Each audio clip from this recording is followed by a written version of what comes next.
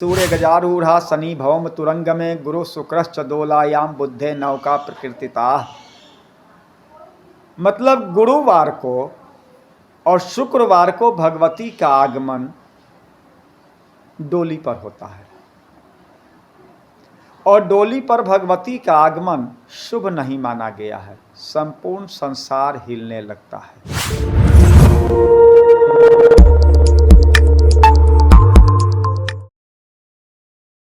नमस्कार, आप देख रहे हैं सब्सक्राइब टू मैं देवेंद्र सिंह। लड्डू नवरात्र का महीना हो और माता रानी का लोग नाम नहीं ले, ये तो बेकार होगा। इस बार हम चर्चा चलाने के लिए आए हैं कि माता रानी का आगमन किस रूप में हो रही है और गमन किस रूप में हो रही है। ये तमाम चीज़ों से हम आपको, तमाम जो श्रद्धालु हैं उनसे मैं आपको अवगत करवाऊँगा। हमारे बीच पटना सिटी के प्रसिद्ध पंडित वंशवर्धन शर्मा जी है। हम तमाम चीज़ों से जानकारी देंगे कि माता रानी का आगमन किस रूप में हो रही है और गमन किस रूप में हो रही है। चलिए मेरे साथ। बंगाल और बिहार में थोड़ा फर्क होता है, या बंगाल और दूसरे क्षेत्रों में थोड़ा सा अंतर होता है। बंगाल में सप्तमी को भगवती का आगमन मानते हैं, जबकि अन्य क्षेत्रों में जिस दिन कलश स्थापन किया गया, नवरात्र प्रारंभ हुआ, वही आगमन माना जाता है। और आगमन के हिसाब से गुरुवार को भगवती का आगमन है, बृहस्पतिवार को कलश स्थापन है, जिस दिन 3 अक्टूबर है। स्थिति इस दिन की ये बनती है, कहा जाता है शशि सूर्य गजारूढ़ा शनि भौम तुरंग में गुरु शुक्रश्च दोलायाम बुद्धे नौका प्रकृतिता। मतलब गुरुवार को और शुक्रवार को भगवती का आगमन डोली पर होता है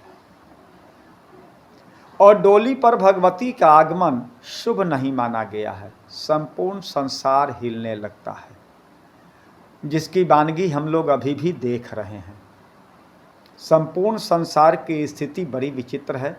भारत के लिए ये स्थिति, भगवती का आगमन और पूरा नवरात्र भारत के परिप्रेक्ष्य में विश्व की तुलना में अच्छा है। आप देख रहे हैं पूरे विश्व में कभी भी तीसरा विश्व युद्ध प्रारंभ हो जाएगा, इसकी संभावना बनी हुई है।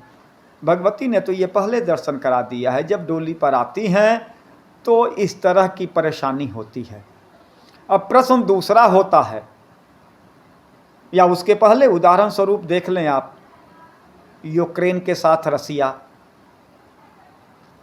इजराइल के साथ ये हमास नहीं, इजराइल के साथ लेबनान और इराक, ईरान, ये युद्ध पर तुले हैं। इजराइल एक यहूदी राष्ट्र जो अपने अस्तित्व को बचाए रखने के लिए आतंकवादियों के उन्मूलन में लगा है।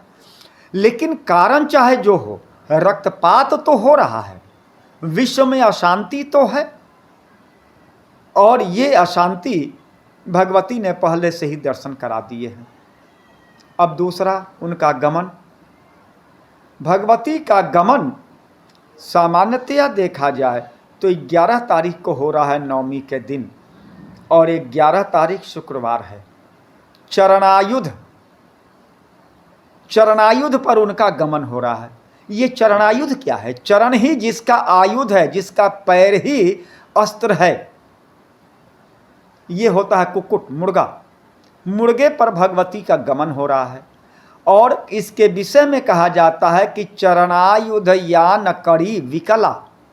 जब वो मुर्गे पर गमन करती हैं तो निश्चय ही मनुष्यों को, जीवों को विकल स्थिति में कर देती हैं, बेचैन कर देती हैं, परेशानी बढ़ जाती है, महामारी का प्रकोप बढ़ेगा। निश्चय ही भगवती के गमन के समय से ही डेंगू का और महामारी का प्रकोप बढ़ जाएगा। इस तरह से मनुष्यों के विकल हो जाने का, बेचैन होने का समय होगा। भगवती का आगमन और गमन दोनों इस बार सामान्यतया विश्व के लिए शुभ नहीं माना जा रहा है। ये विश्व के लिए उथल पुथल कारक है और मनुष्यों के मन में बेचैनी की स्थिति उत्पन्न कर देने वाली है। इसीलिए भगवती की आराधना बड़े प्रेम पूर्वक करें और उनसे ये निवेदन करना होगा कि हे भगवती, आपने चाहे जो कुछ भी आज तक किया है, केवल यही किया है कि शत्रुओं का शमन किया है और साधुओं को जीने की स्थिति बना करके दी है। आप अपने इस कार्य को संपादित करें। हम लोग आपकी आराधना कर रहे हैं, हमारे कष्टों का शमन करने का प्रयास करें। ऐसा ही प्रयास करना होगा और हृदय से और विशेष रूप से इस बार आराधना करनी होगी, इसमें संदेह नहीं है।